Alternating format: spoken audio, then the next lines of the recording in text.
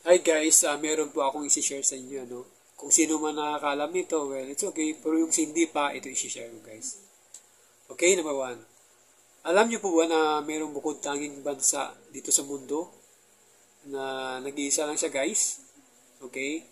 Na yung alphabet system niya, wala po siyang vowel letters.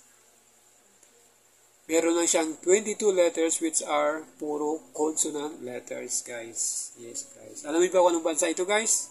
Ito yung mga Hebreo. Ito yung Israel. Okay? Yung official language po nila is Hebreo. Sila lang yung nabukod tanging walang vowel letters yung alphabet system nila. Okay? Kaya yung pangalan ng Diyos Ama, kapag i-translate po sa English is YHWH. Yun po yung ano doon. Kapag basahin po yun sa Hebreo is Yahweh Wawhe. Yun po yun, guys. Okay? Number 2, alam nyo rin po ba kung anong mga bansa na kapag magsulat sila, guys, simula sila sa kanan pa kaliwa.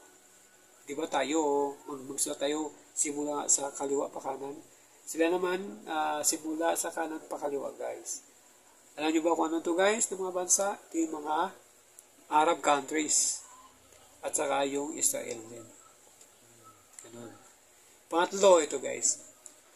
Alam nyo ba, guys, the greatest discoveries na nangyari sa archaeological discoveries is yung, guys, yung the Dead Sea Scroll. Yes, guys.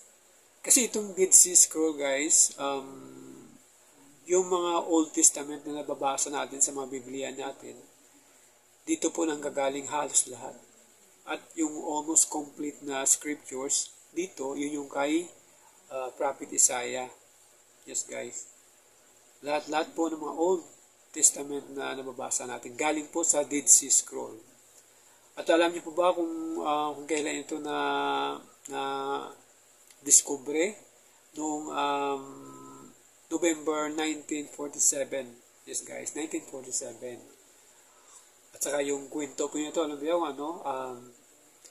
meron 3 mga bata.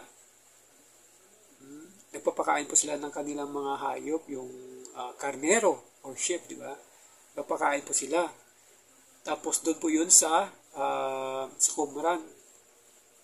Ngayon, habang nagpapakain sila, guys, yung isa doon naghagis ng bato. Yung pag naglalaro, mga bata pa. Kasi nagbabantay sila eh. Ngayon, hinahagis na yung bato. Ngayon, nung maghagis siya ulit ng bato, pagbagsak ng bato, parang ang lakas ng tunog. Nag-echo, guys. Yan, nagulat silang 3. So, ang ginawa nila, guys, alam niyo kung pinuntahan po nila to. Pinuntahan nila, tapos, yun yung, nung binilang yun, sa number 11 na kuweba, kasi ang daming kuweba dun sa Qumran. Eh.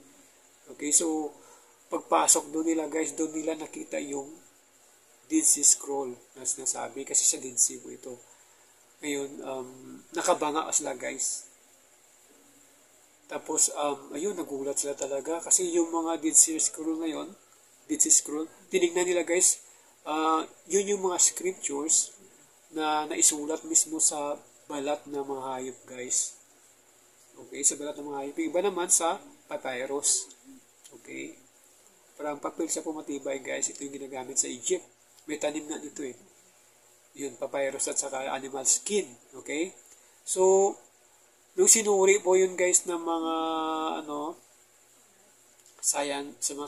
mga scientists, doon nila nalaman na yung Dead Sea Scroll pala yun, guys, halos 2,000 years old na BC. Ibig sabihin nung 2,000 years old before Christ. Hindi pa pinanganak si Kristo.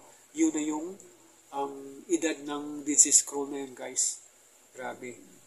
Okay, so tapos ang nagsulat doon, guys, yung tawag doon sa kanila yung essence, no, essence o yung mga ancient Jewish people ng Israel. Okay, so yun natagpuan yun sa Qumran Cave. Okay, sa gitna, parang borderline yun ng Jordan at saka Israel. Okay, so ganun, guys. Tapos lahat ng mga nakasulat doon, guys, sa Old Testament doon yung kinuha lahat.